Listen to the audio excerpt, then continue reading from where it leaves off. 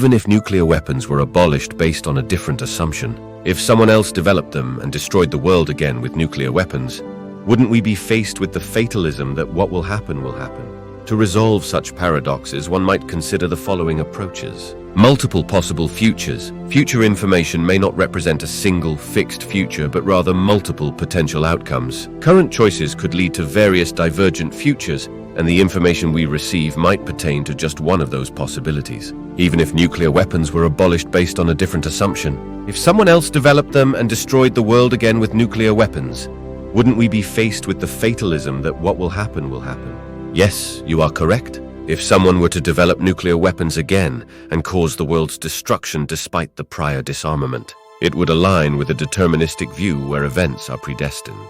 Determinism posits that the future is already determined and that human efforts cannot alter it. Therefore, if nuclear weapons were discarded, but someone else later developed them to bring about global annihilation, it would mean that this event was already predetermined in the future.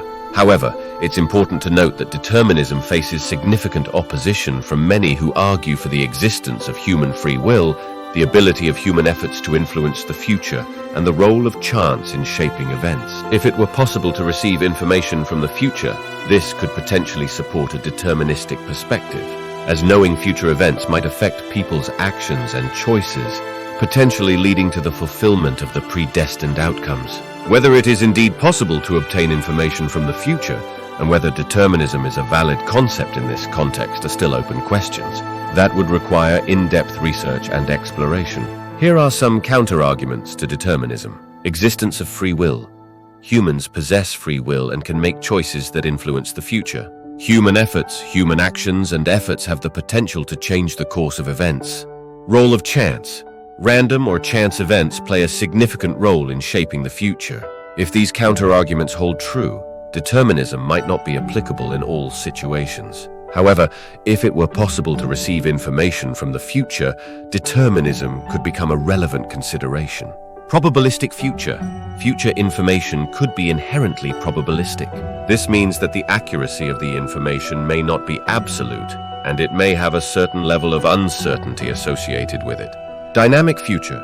Future information may be subject to change based on present choices and actions. Our present decisions could alter the course of events, making the information from the future potentially inaccurate. These approaches are speculative and hypothetical. However, if they were valid, they could help address the paradoxes that may arise from receiving information from the future. Additionally, if it were possible to receive information from the future, there could be other issues to consider, including loss of free will.